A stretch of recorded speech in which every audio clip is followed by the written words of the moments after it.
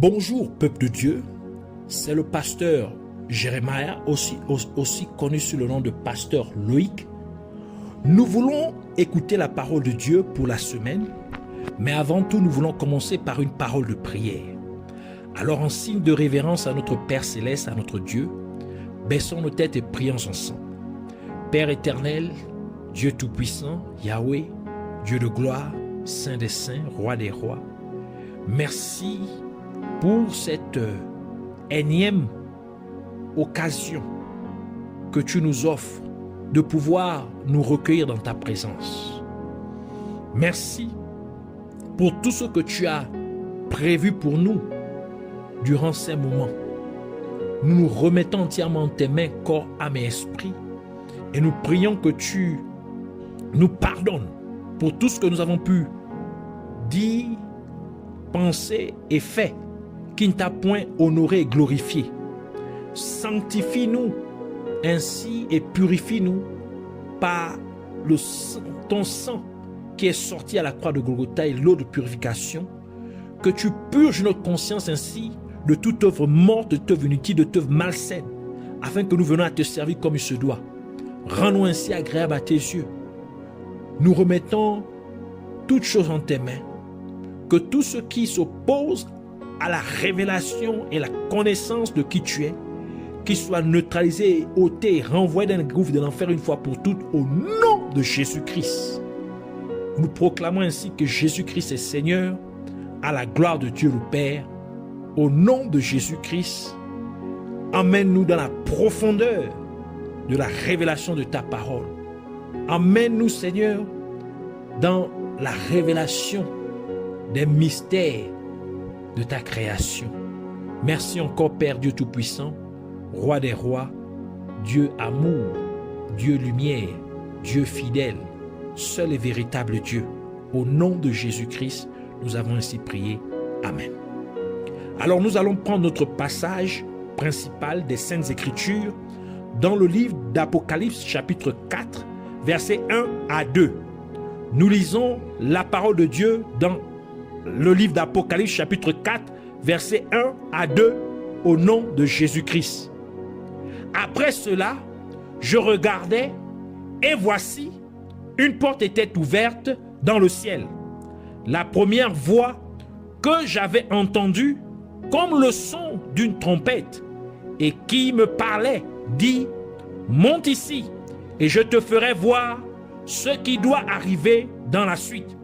Aussitôt je fus ravi en esprit et voici, il y avait un trône dans le ciel et sur ce trône quelqu'un était assis.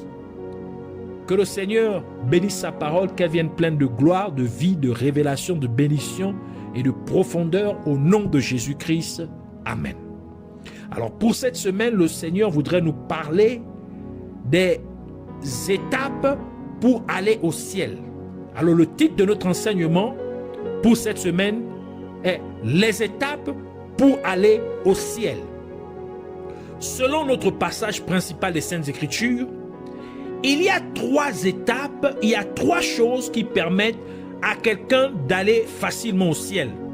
Par conséquent, ces 3 choses forment le schéma ou les étapes pour aller au ciel. Cela implique qu'il y a 3 étapes à franchir pour que quelqu'un obtienne le paradis, c'est-à-dire que quelqu'un arrive au ciel. La première étape est la porte. Notre passage principal des Saintes Écritures nous dit qu'une porte s'est ouverte dans le ciel. Et il ajoute aussi qu'un trône était placé dans le ciel et qu'il y avait quelqu'un assis sur le trône. Cela nous révèle donc que la raison pour laquelle une porte a été ouverte dans le ciel, c'est qu'elle permet à quelqu'un d'accéder au trône de Dieu. La porte a été ouverte parce que Dieu veut que les êtres humains aillent au ciel. La volonté de Dieu est que vous arriviez au ciel. Par conséquent, Dieu a ouvert une porte dans le ciel. Et c'est la raison pour laquelle la parole de Dieu dit dans 2 Pierre chapitre 3 verset 9, il dit: le Seigneur ne désire point que quelqu'un puisse périr, mais que tous puissent parvenir à la repentance. La deuxième partie du verset. Par conséquent, Jésus-Christ est allé au ciel pour préparer une place pour son peuple, comme il a mentionné à ses disciples dans Jean chapitre 14, verset 2 à 3.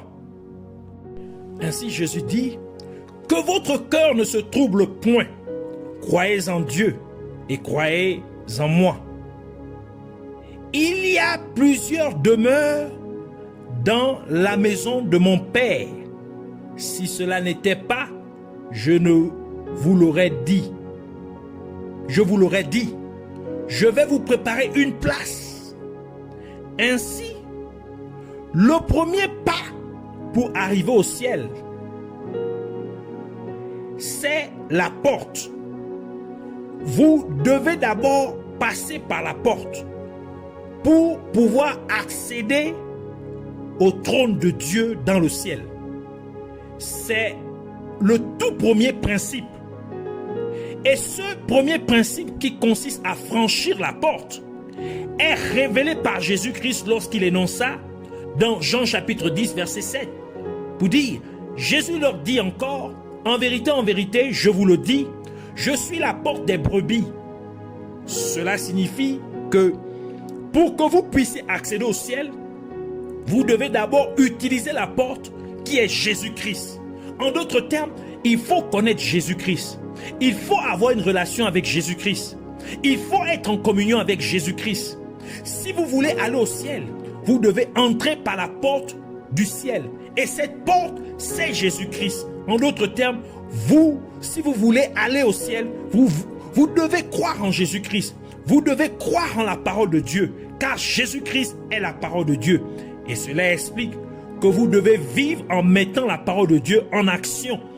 Car la foi sans action est morte, tel que le déclare le livre de Jacques, dans Jacques chapitre 2 verset 17 qui dit, il en est ainsi de la foi. Si elle n'a pas les œuvres, en d'autres termes, si elle n'a pas d'action, elle est morte en elle-même. Par conséquent, vous ne pouvez pas aller au ciel à moins que vous ne croyez en Jésus-Christ comme étant votre Sauveur et Seigneur. Il n'y a pas de salut sans croire en Jésus-Christ. Et c'est pour cette raison que lorsque Marie était enceinte, l'ange de Dieu vint à Joseph en lui disant, dans Matthieu chapitre 1 verset 21, « Elle enfantera un fils et tu lui donneras le nom de Jésus.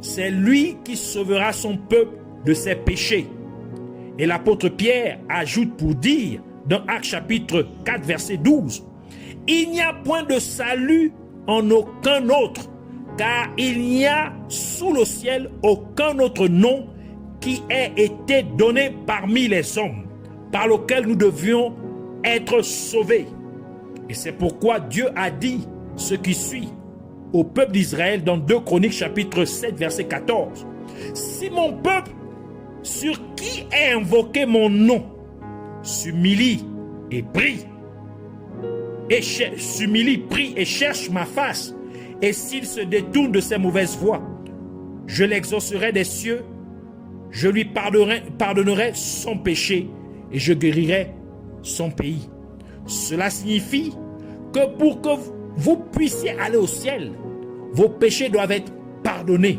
par Dieu. Et cette capacité de pardonner les péchés appartient à Jésus-Christ. Comme il l'a dit au peuple d'Israël lorsque Jésus-Christ s'est présenté comme étant le Fils de l'homme. Matthieu chapitre 9 verset 6 qui dit, « Or, afin que vous sachiez que le Fils de l'homme a sur la terre le pouvoir de pardonner les péchés. » La première partie du verset. Ainsi, il n'y a pas de ciel sans salut. Et il n'y a pas de salut sans pardon de péché. Et il n'y a pas de pardon de péché sans invoquer Jésus-Christ. Cela signifie simplement qu'il n'y a pas de paradis, il n'y a pas de ciel sans Jésus-Christ. D'où le livre de Romains dit dans Romains chapitre 10 verset 13. « Car quiconque invoquera le nom du Seigneur sera sauvé. » lorsque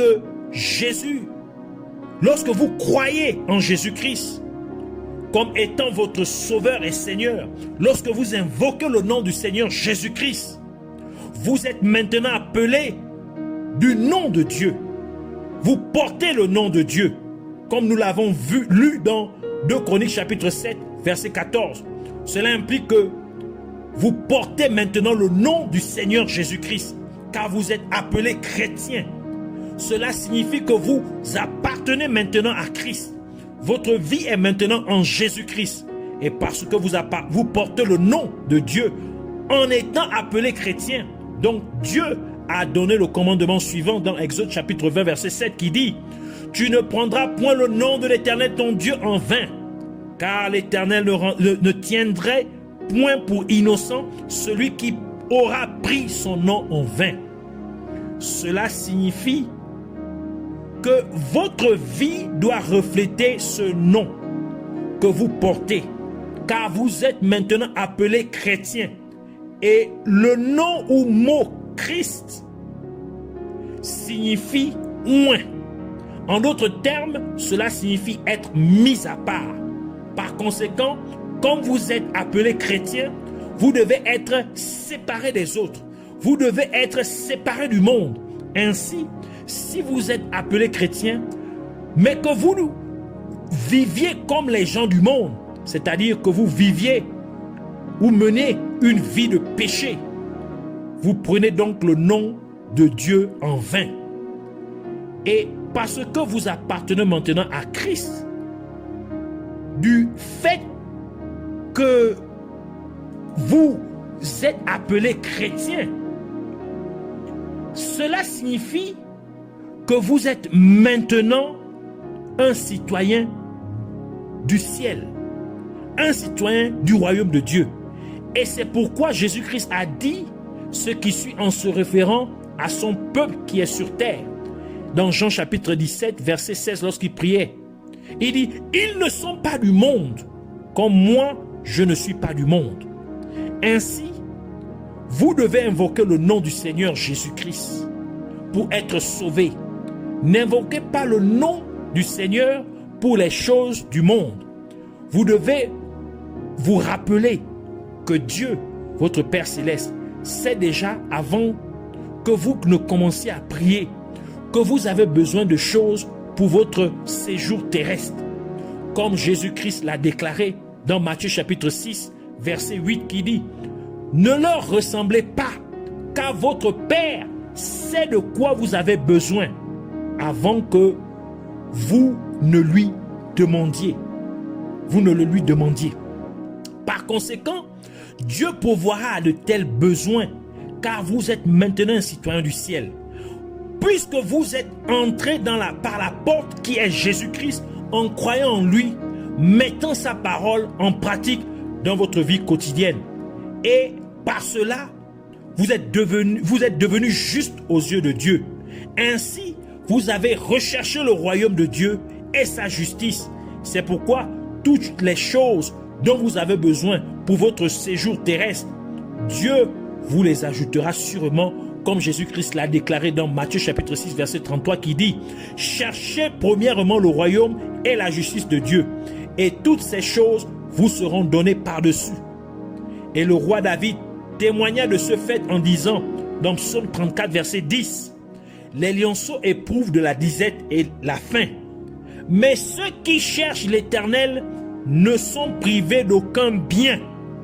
Et il ajoute encore dans Psaume 37 verset 25, il dit: j'ai été jeune, j'ai vieilli, et je n'ai point vu le juste abandonné, ni sa postérité mendiant son pain. Ainsi, pour accéder au ciel, la première étape, c'est de rentrer par la porte. Utiliser la porte qui est Jésus-Christ. Il faut connaître Jésus-Christ. Il faut connaître la parole de Dieu. Il faut accepter Jésus-Christ comme Sauveur et Seigneur. Il faut croire en lui comme votre Sauveur et Seigneur. Ainsi, vous accédez à la porte du paradis, la porte du ciel. La deuxième étape est la voix comme une trompette. La voix comme le son d'une trompette. Dans notre passage principal des Saintes Écritures, l'apôtre Jean dit, dans l'Apocalypse chapitre 4, verset 1, il dit, « Après cela, je regardais et voici, une porte était ouverte dans le ciel. La première voix que j'avais entendue comme le son d'une trompette et qui me parlait dit, « Monte ici et je te ferai voir ce qui doit arriver dans la suite. » Ainsi, l'apôtre Jean nous dit qu'il a entendu une voix comme le son d'une trompette. Cela signifie que nous avons une trompette et nous avons nous avons une voix et nous avons une trompette. Et quand la parole de Dieu parle d'une voix, cela se réfère à un homme. Et la trompette fait référence à un instrument. Ainsi, la voix qui sonne comme une trompette fait référence à la prophétie de ces serviteurs de Dieu que Dieu a mandaté pour sonner l'alarme à son peuple dans ces derniers jours. Ces serviteurs de Dieu doivent donc prêcher un message particulier au peuple en ces derniers jours. Et cela se réfère à la nourriture donnée au temps convenable. Comme Jésus-Christ l'a mentionné dans la parabole du serviteur fidèle dans Matthieu chapitre 24 verset 45 qui dit: quel est donc le serviteur fidèle et prudent que son maître a établi sur ses gens pour leur donner la nourriture au temps convenable? Lorsque nous parcourons toute la Bible, nous remarquons qu'à chaque période donnée, Dieu a mandaté des personnes spécifiques avec un message particulier afin de conduire les gens dans la dispensation pour la période donnée. Et en ces derniers jours où nous vivons, ce principe n'a pas changé, car il y a une dispensation qui doit avoir lieu. Par conséquent, Dieu a également mandaté des personnes particulières pour aider à conduire les êtres humains dans cette dispensation spécifique. Et il y a donc un message spécifique que Dieu, de Dieu que ces personnes particulières doivent annoncer, car c'est le message pour le temps donné. C'est le message qui permettra aux gens d'entrer dans la dispensation de ces derniers jours. Et c'est pourquoi l'apôtre Jean a entendu la voix comme le son d'une trompette. C'est-à-dire que c'est une voix parce que cela se réfère à des êtres humains spécifiques mandatés par Dieu. Et la voix sonne comme une trompette parce que ces êtres humains spécifiques qui sont mandatés par Dieu sont en fait des instruments entre les mains de Dieu. De même que la trompette est un instrument de musique. Et comme la trompette est jouée pour donner un son d'alarme, ces serviteurs de Dieu sonnent donc l'alarme avec le message du retour imminent de Jésus-Christ dans ces derniers jours dans lesquels nous vivons. Et c'est la deuxième étape pour que quelqu'un aille au ciel. Ainsi la parole de Dieu dit dans Psaume 89 verset 15: heureux le peuple qui connaît le son de la trompette. Il marche à la clarté de ta face, ô Éternel. Donc il marche à la lumière de la face de Dieu. Nous avons donc besoin de connaître le son de la trompette pour pouvoir marcher dans la lumière de Dieu. Et sachant que la lumière de Dieu est la parole de Dieu, nous avons donc besoin de connaître le son de la trompette, qui est le message de la venue de Jésus-Christ. Nous avons donc besoin d'entendre le message de l'enlèvement de l'Église afin de pouvoir nous préparer à la venue de notre Seigneur Jésus-Christ. C'est pourquoi nous nous préparons en marchant dans la sainteté, car Jésus-Christ vient chercher une Église sans tache ni ride. Et c'est pourquoi le son de la trompette est maintenant entendu. Ainsi, les gens doivent le discerner. Les gens doivent savoir que c'est le son de la trompette afin qu'ils puissent fixer leur vie, qu'ils puissent réparer leur vie pour vivre selon la parole de Dieu. Car l'enlèvement de l'Église dépend du son de la dernière trompette, tel que l'apôtre Paul l'a dit dans 1 Corinthiens chapitre 15 verset 52 qui dit: en un instant, en un clin d'œil, à la dernière trompette, la trompette sonnera et les morts ressusciteront incorruptibles et nous serons changés. Et c'est la voix comme le son de la trompette, car ce sont des serviteurs de Dieu qui prêchent et enseignent le message du retour de Jésus-Christ. Ce sont des serviteurs de Dieu qui prêchent et enseignent l'enlèvement de l'Église de la même manière que le livre de Pierre déclare dans 2 Pierre chapitre 1 verset 21 qui dit: car ce n'est pas par une volonté d'homme qu'une prophétie a jamais été apportée, mais c'est poussé par le Saint-Esprit que des hommes ont parlé de la part de Dieu. Cela signifie qu'en ces derniers jours, le Saint-Esprit incite également les gens à parler du retour imminent de Jésus-Christ. Le Saint-Esprit utilise donc ces hommes et ces femmes de Dieu pour briser les sceaux sur la fin des temps. Car Dieu avait demandé à Daniel par son ange de sceller le livre jusqu'au temps de la fin. Daniel chapitre 12 verset 4 qui dit: toi, Daniel, tiens secrète ces paroles et scelle le livre jusqu'au temps de la fin. Plusieurs alors le liront et la connaissance augmentera. Et maintenant, c'est le temps de la fin. Donc les sceaux doivent être ouverts, doivent être brisés et la connaissance doit augmenter par les révélations de la parole de Dieu. Au temps où le peuple d'Israël était dans le désert, il sonnait de la trompette pour signifier trois choses. Soit c'était le temps de l'exode, c'est-à-dire le temps du départ, soit c'était le temps de célébrer, soit c'était le temps de se rassembler. Et en ces derniers jours, les trois conditions pour sonner de la trompette sont également remplies. Car nous devons sonner de la trompette pour notre exode vers notre demeure céleste. Nous devons sonner de la trompette pour célébrer le mariage de l'Église avec Jésus-Christ. Et nous avons besoin de sonner de la trompette pour se rassembler à table pour manger avec notre Seigneur Jésus-Christ. Par conséquent, le son de la trompette est la deuxième étape pour arriver au ciel.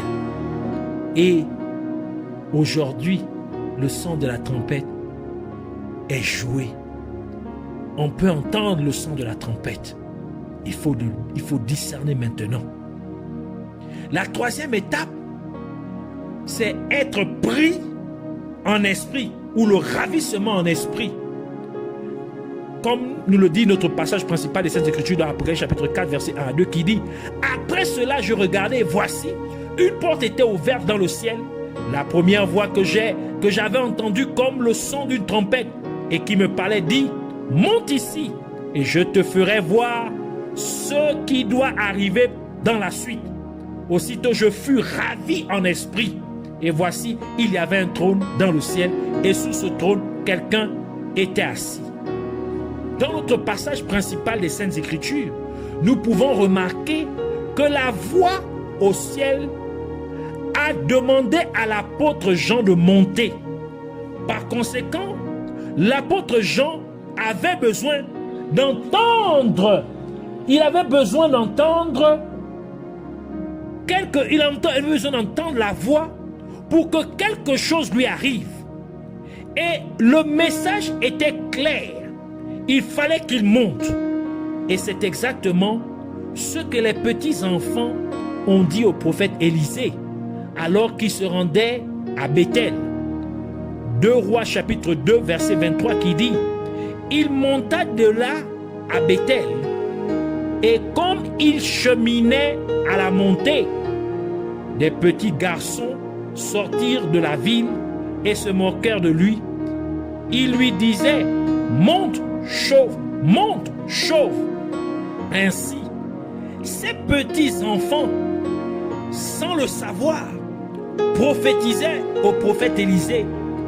Et c'était en fait une représentation de ce que Dieu a promis par le prophète Joël, que vos fils et vos filles prophétiseront.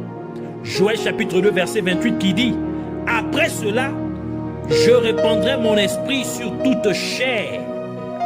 Vos fils et vos filles prophétiseront, et vos vieillards auront des songes, et vos jeunes gens des visions. Ainsi, les petits enfants disaient au prophète Élisée: monte, monte. Mais ils ne savaient pas que c'était une façon pour Dieu de dire au prophète Élisée que de la même manière que le prophète Élie fut enlevé au ciel, ainsi le prophète Élisée doit aussi monter au ciel. Car en effet, Élie fut enlevé au ciel sous les yeux du prophète Élisée. C'est pourquoi, comme l'apôtre Jean entendit la voix qui sonnait comme une trompette, aussitôt il fut ravi en esprit. C'est-à-dire que lorsque vous avez franchi la porte en ayant accepté Jésus-Christ comme votre Sauveur et Seigneur, ce qui est la première étape pour arriver au ciel, et ensuite vous entendez la voix de la trompette, ce qui signifie que vous entendez et acceptez le message sur le retour de Jésus-Christ, prêché et enseigné par les serviteurs mandatés de Dieu, ce qui est la deuxième étape pour aller au ciel. Par conséquent, à la suite de ces deux premières étapes, vous seriez automatiquement ravis au ciel lors de l'enlèvement de l'Église, lorsque Jésus-Christ reviendra. Comme l'apôtre Paul l'a dit, que cela se produira en un clin d'œil à la dernière trompette. Et c'est la troisième étape pour arriver au ciel. Ainsi, la troisième étape pour arriver au ciel est simplement une conséquence des deux premières étapes. Et ce serait immédiat. Cela arriverait rapidement à la venue de Jésus-Christ. Et comme la parole de Dieu dit que l'apôtre Jean était en esprit, il fut ravi en esprit, cela implique qu'il y a une élévation spirituelle. Cela veut dire donc qu'au cours des deux premières étapes, il faut avoir grandi spirituellement. Il faut avoir mûri spirituellement en ayant connu la porte et la voix qui sonne comme une trompette. En d'autres termes, nous devons avoir grandi spirituellement par notre compréhension de la parole de Dieu, car Jésus-Christ est la parole de Dieu, et par notre interaction avec Jésus-Christ à travers nos prières quotidiennes. Et nous devons avoir pris connaissance du message concernant l'enlèvement de l'Église et le retour de Jésus-Christ. Ainsi, par notre interaction quotidienne avec Jésus-Christ, Jésus nous communique sa présence et cela augmenterait notre niveau spirituel, de sorte qu'à la venue de Jésus-Christ, nous recevions la transmission finale de sa présence qui ferait en sorte que nous nous élevons au ciel pour le rencontrer et enfin nous serons dans le ciel auprès de Dieu. Ce sont donc les trois étapes pour arriver au ciel. Ainsi, nous voulons prier pour dire: Abba Père, Dieu Tout-Puissant, Yahweh, je te remercie pour la révélation de ta parole. Je te prie au nom de Jésus-Christ pour que tu m'aides à voir la porte que tu as ouverte au ciel, mais surtout que je puisse y entrer, que je croie donc en Jésus-Christ et je l'accepte comme mon Sauveur et Seigneur. Et je prie Seigneur Jésus-Christ, que tu me permettes de grandir chaque jour dans ma connaissance et ma compréhension de ta parole. Et que je ne cesse jamais d'interagir avec toi par les prières quotidiennes. Et alors que je continue dans mon interaction avec toi, puisses-tu me faire grandir spirituellement chaque jour en me communiquant ta présence. Et je prie aussi, Père Céleste, pour que tu me tiennes toujours informé des prédications et des enseignements concernant ton retour, Seigneur Jésus-Christ, et concernant l'enlèvement de ton Église. Je te prie afin que je fasse partie de cet enlèvement au nom de Jésus-Christ. Puisses-tu ainsi faire en sorte que des milliards de personnes sur la terre entière entendent et acceptent ce message crucial concernant ton retour imminent et qu'elles soient prêtes en rendant leurs vêtements blancs pour le grand mariage de l'agneau de Dieu. Je te remercie de m'exaucer. Puisses-tu être exalté et glorifié à jamais au nom de Jésus-Christ. Amen.